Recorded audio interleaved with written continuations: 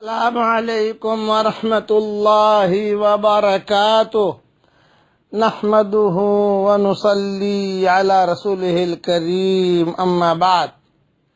آج کا سبق سن لیجئے، سبق نمبر 358 358 حدیث شریف میں ہے، حضور اکرم صلی اللہ علیہ وسلم نے ارشاد فرمایا، جو شخص فجر کی نماز پڑھتا ہے وہ اللہ تعالی کی حفاظت میں آ جاتا ہے۔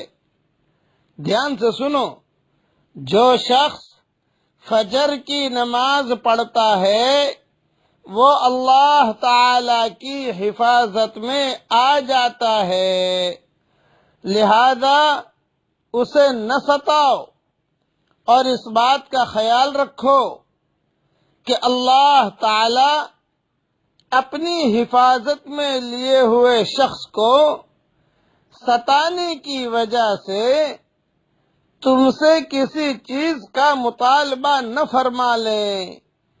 کیوں کہ جس سے اللہ تعالی اپنی حفاظت میں لیے ہوئے شخص کے بارے میں مطالبہ فرمائیں گے تو اس کی پکڑ فرمائیں گے، پھر اسے اوندھے منہ جہنم کی آگ میں ڈال دیں گے۔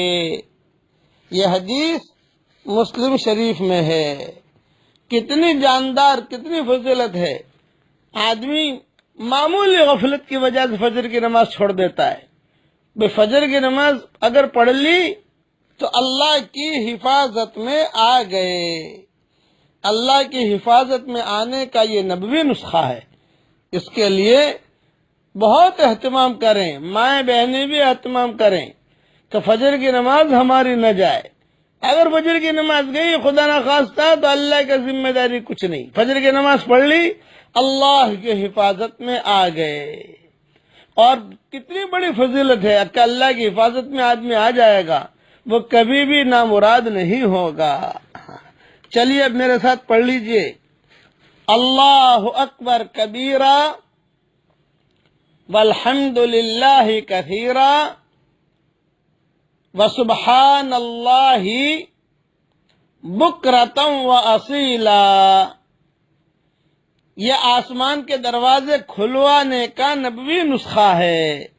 امام مسلم نے عبداللہ ابن عمرو سے بیان کیا ہے کہ ایک دفعہ ہم رسول اللہ صلی اللہ علیہ وسلم کے ساتھ نماز پڑھ رہے تھے کہ ایک آدمی نے مذکورہ کلمات کہے تو رسول اللہ صلی اللہ علیہ وسلم نے فرمایا، فلاں فلاں کلمات کہنے والا کون ہے؟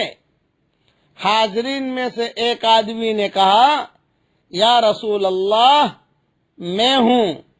آپ نے فرمایا، مجھے ان کلمات سے تعجب ہوا کہ ان کے لیے آسمان کے دروازے کھولے گئے، اس لیے آپ پڑھو گے آپ کے لیے آسمان کے دروازے کھولیں گے، میں پڑھا میرے لیے آسمان کے دروازے کھولیں گے۔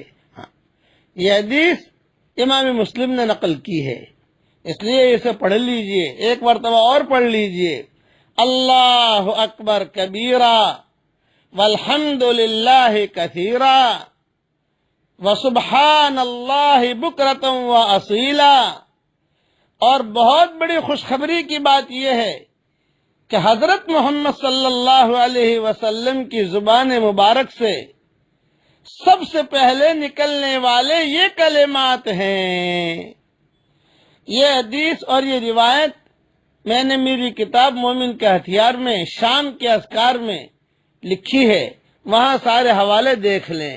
اللہ تعالی ہم سب کو ایسا ایمان دے کہ اس کے بعد کفر نہ ہو، اور ایسی ہدایت دے کہ اس کے بعد گمراہی نہ ہو، اور ایسی عزت دے کہ اس کے بعد ذلت نہ ہو، اور ایسی ترقی دے کہ اس کے بعد تنزلی نہ ہو، اور ایسا اپنا قرب دے کہ اس کے بعد اس سے دوری نہ ہو، اور عافیت کے ساتھ ہم سب کے لیے اللہ تعالی جنت الفردوس کا فیصلہ فرمائے، اور ہمیں اور ہماری قیامت تک کے آنے والی نسلوں کو اور ہم سب کو ایک ساتھ میں جنت الفردوس میں اپنے نبی کے پڑوس میں ہم سب کو جگہ عطا فرمائے، آمین آمین۔